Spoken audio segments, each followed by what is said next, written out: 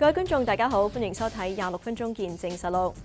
有數據顯示啊，喺卑詩省咧，大約有100萬名嘅省民係冇家庭醫生㗎。求醫難成為咗公眾健康嘅一大障礙。而其他嘅睇醫生渠道，例如係 walk-in clinic 冇預約診所嘅等候時間啦，好多時亦都過長，導致公眾咧好多時盡量避免去睇醫生㗎。咁有專家就擔心啊，家庭醫生短缺咧，會導致公眾求醫難，最終小病都可能變成大病。唔係現時嘅公營醫療制度之下，省府嘅 fee for service 嘅向醫生按服務付費嘅制度啦，以及醫生年老化等嘅因素，就成為咗討論嘅重點議題。咁多方面嘅因素令到家庭醫生嘅日常工作流程長期處於高負荷嘅程度。咁樣亦都導致部分嘅年輕人啊，唔願意喺畢業之後成為家庭醫生。咁現時就等我哋首先深入去了解一下家庭醫生嘅日常工作，以及佢哋對於家庭醫生短缺呢一個危機嘅睇法。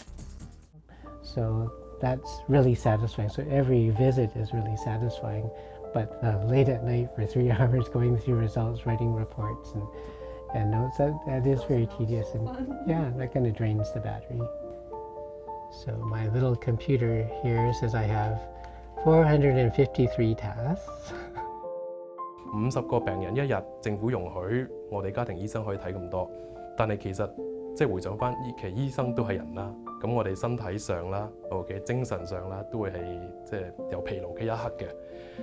咁冇可能真係睇到50個病人咁多，其實40幾個已經係好 maximum 㗎啦。其實當時2002年咧係27.9個嘅，每睇一次醫生，冇錯，俾分醫生。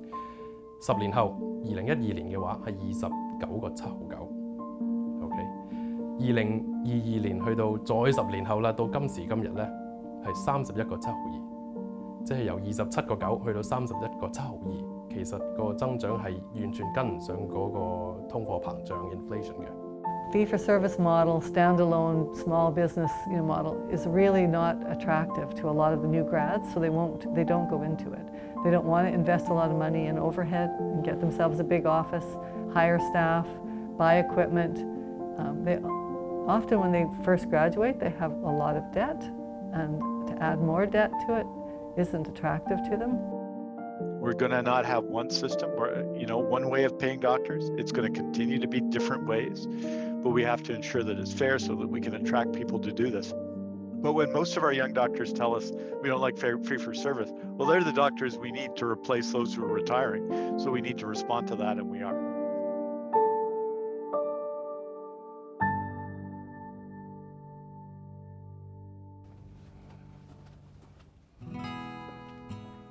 Hi Vera, nice to see you. How are you doing today? Good, how are you doing? I'm just going to have a seat over here.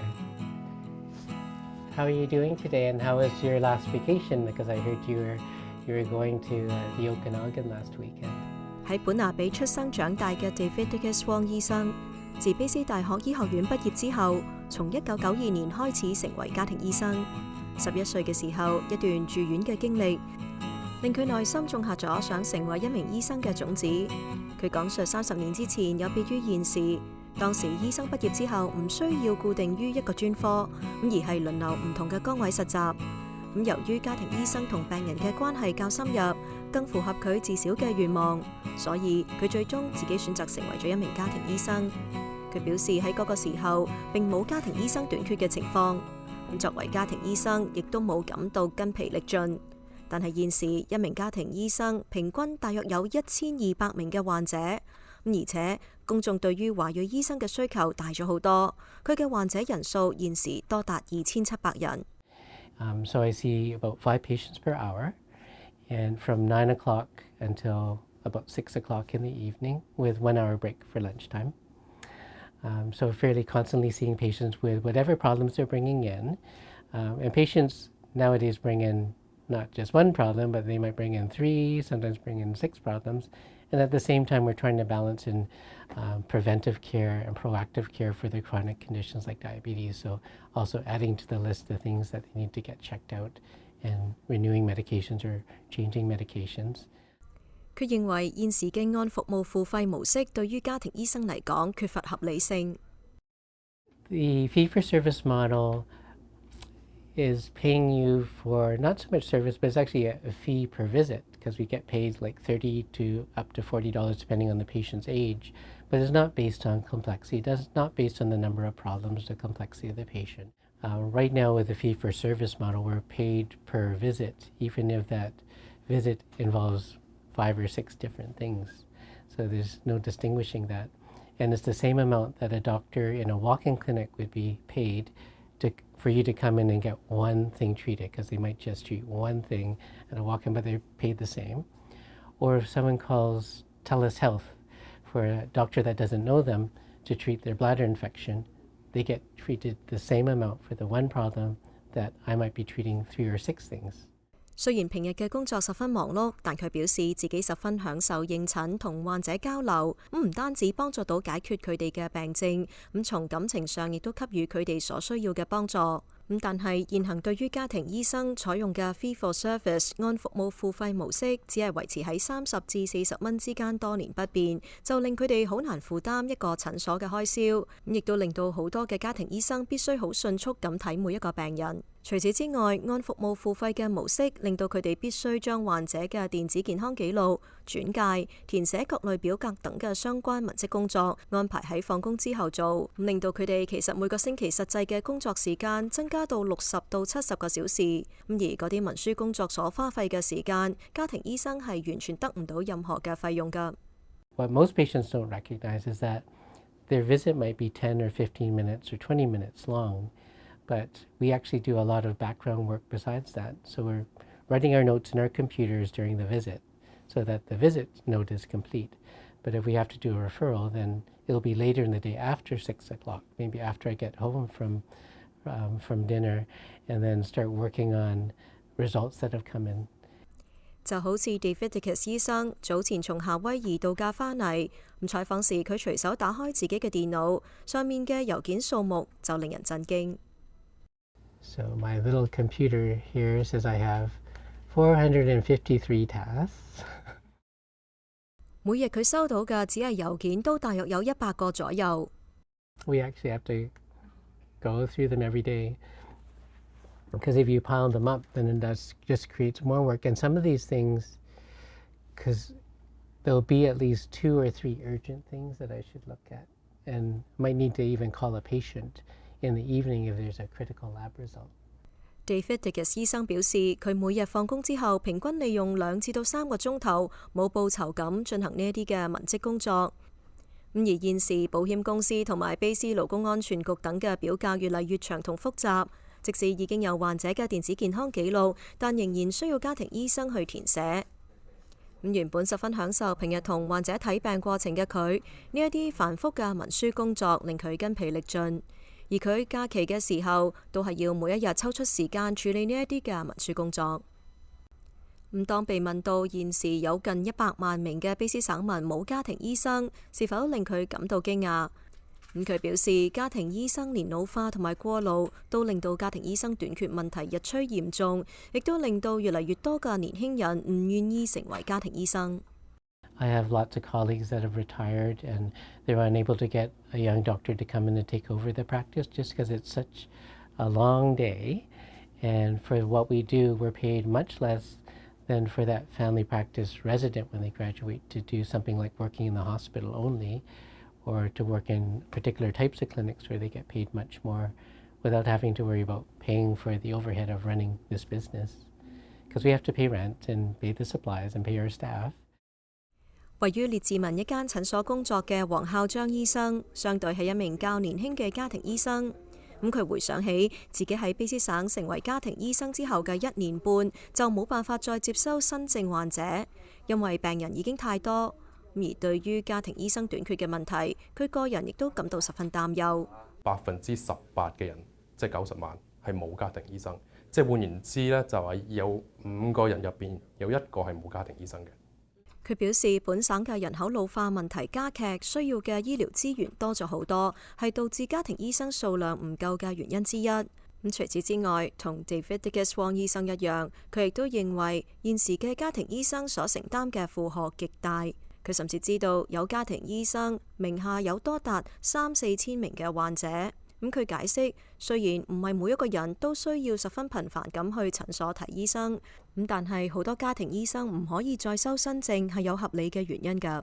如果你去到一個幾千人嘅一個 practice， 一個需要照顧到幾千人嘅話，其實你開始一個月，譬如一個人每3個月先睇一次醫生，或者每半年都睇一次醫生嘅話，你可想而知，你都可以諗到一日好容易 fill up 嗰40個、50個 spot， 嗰50個位咁樣嘅。其實咁對於按服務付費嘅模式，佢同樣認為缺乏合理性，導致好多年輕人喺醫學院畢業之後，未必願意成為家庭醫生。當時2002年咧係27.9個嘅，每睇一次醫生，冇錯，俾翻醫生。10年後係2012年嘅話係29.79。OK， 2022年去到再10年後啦，到今時今日咧係31.72，即係由27.9去到31.72。其實個增長係完全跟唔上嗰個通貨膨脹 inflation 嘅。Right？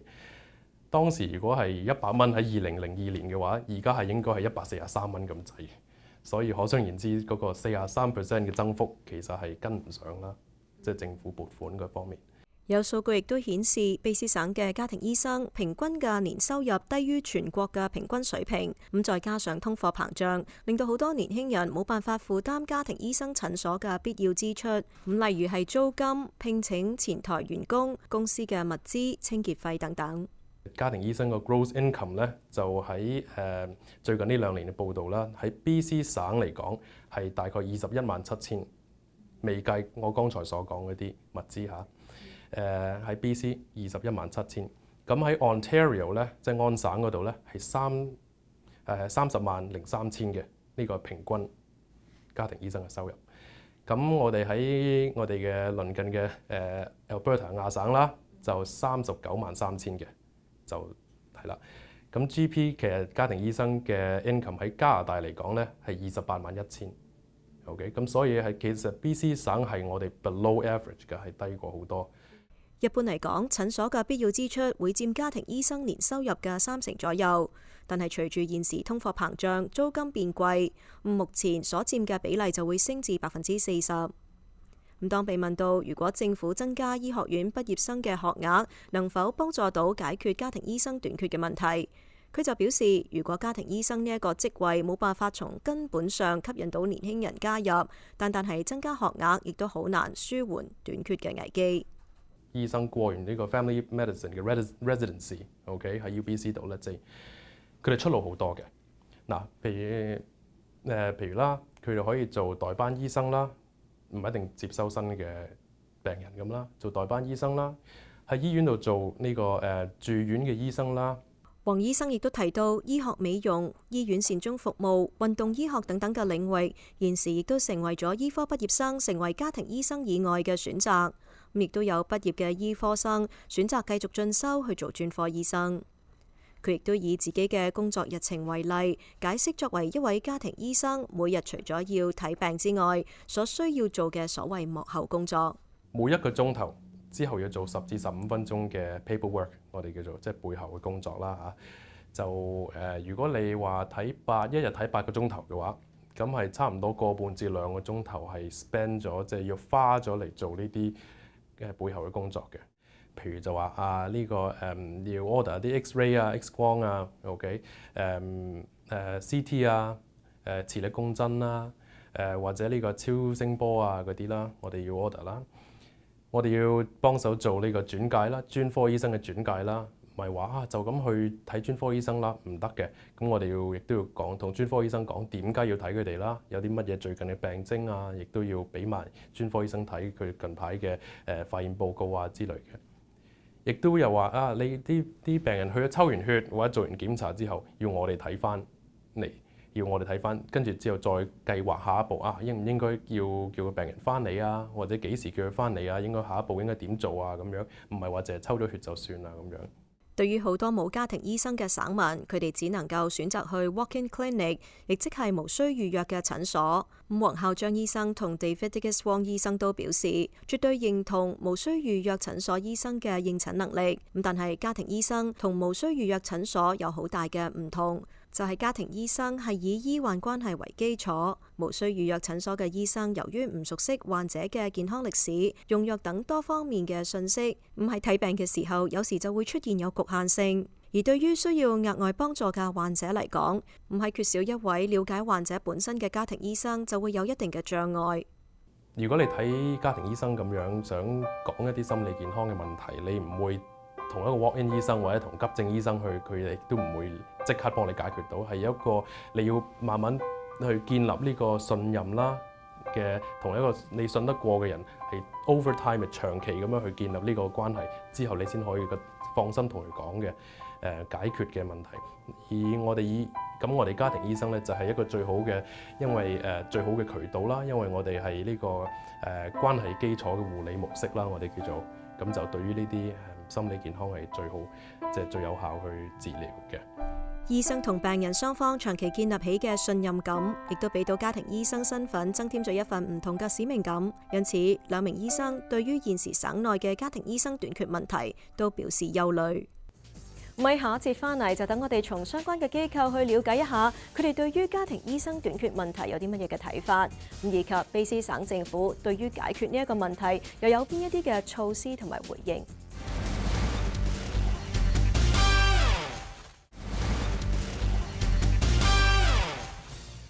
歡迎翻嚟節目時間。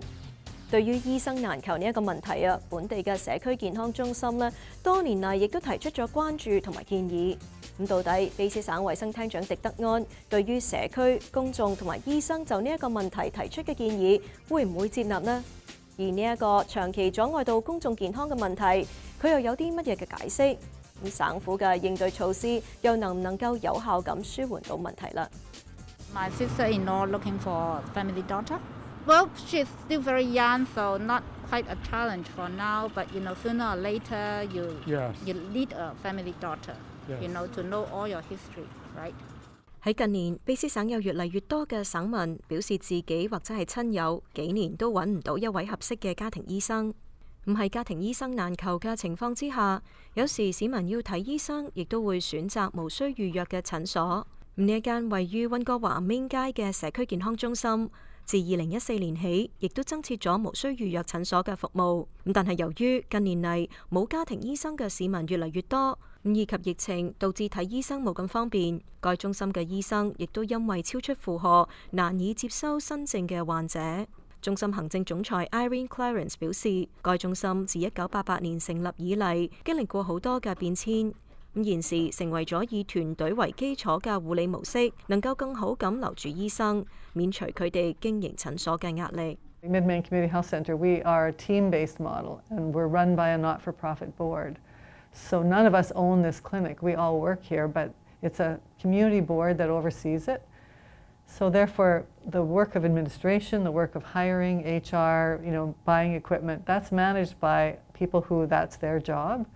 And the clinicians that work here are able to just come in and look after the patients. And that model is becoming more and more attractive to younger physicians and to a lot of people working in healthcare.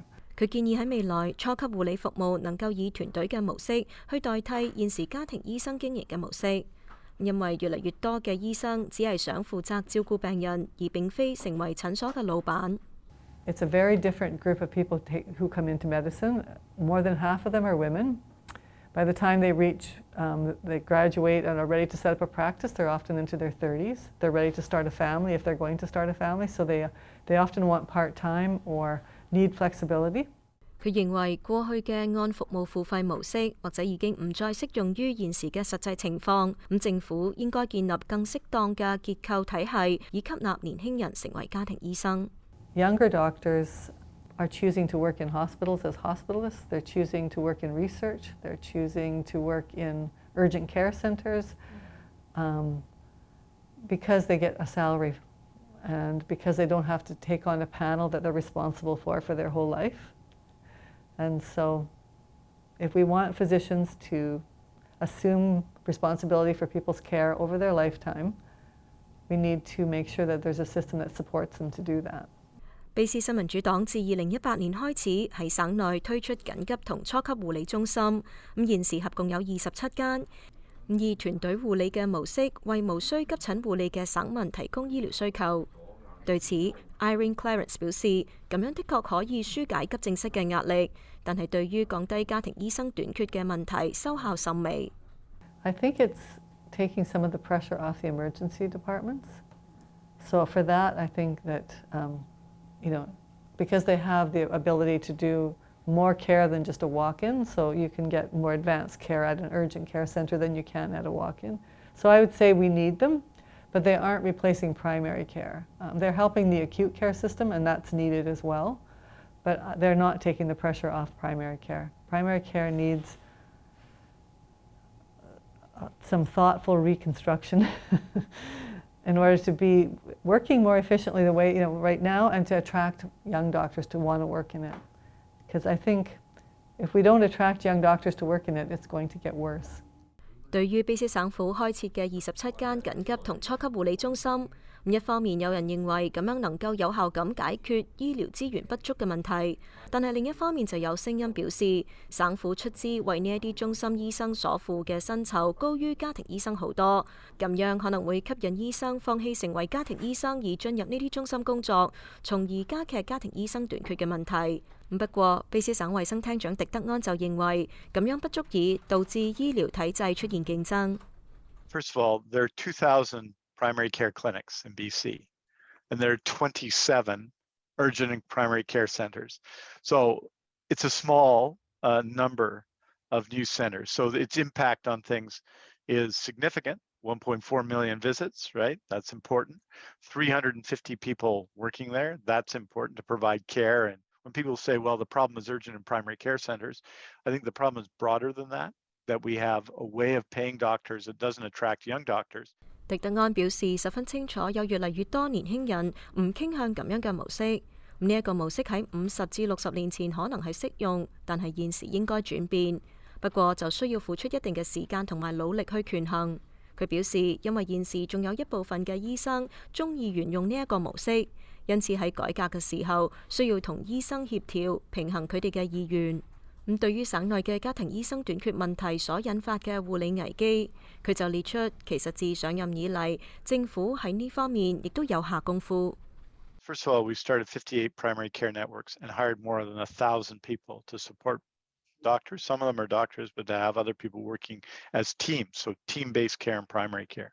We've opened 27 urgent and primary care centers that have provided 1.4 million visits, almost all of them, the vast majority during the pandemic when in-person visits were really needed. We've added, now have the biggest family residency program for family doctors in Canada, and we've added residency spaces, 60. And right now we're working with the doctors of BC on other solutions because a lot of doctors are finding it difficult with inflation and increased costs to work in our current fee-for-service system. So we're working closely with them to assist them and make it a better deal. Recently, for example, we offered a contract to new-to-practice doctors to convince them to go into full-service family practice, which means take patients in the community and not work somewhere else or in the hospital. And so we're working on that with them as well. 有公眾亦都關注到省內嘅家庭醫生短缺。雖然有海外嘅醫生願意嚟卑詩省成為家庭醫生，不過門檻就極高。就好似喺英國完成醫科課程嘅黃孝章醫生，喺多年之前亦係其中一位通過咗資歷認證成為卑詩省嘅醫生。但係佢就表示，當年喺近2000名嘅申請人當中，結果就只得20多人獲得本地資格。狄德安就表示，幾年之前省府已經開始着手進一步推進海外醫生資歷認證，培養更多嘅海外醫生。We're training more doctors now, and we do have to make it easier while maintaining standards, right? We have to do that. And that's one of the measures we're taking. We've already done some of that, and we're going to have to do more. But I think that you have to do. That's not just an issue for the government, but for the College of Physicians and Surgeons, which sets the standards for doctors to do that as well. And we're working with that. 好啦，今集嘅節目時間咧就差唔多啦。咁如果觀眾對我哋嘅節目有啲乜嘢意見嘅話，係好歡迎大家以電郵嘅方式同我哋聯絡㗎。我哋嘅電郵地址係 mag26@fairchildtv.com。如果觀眾想上網重溫翻今集嘅節目，亦都可以去我哋嘅網站3W.fairchildtv.com 點擊節目重溫一欄就可以睇得翻㗎啦。下星期同樣時間再同大家見面，晚安。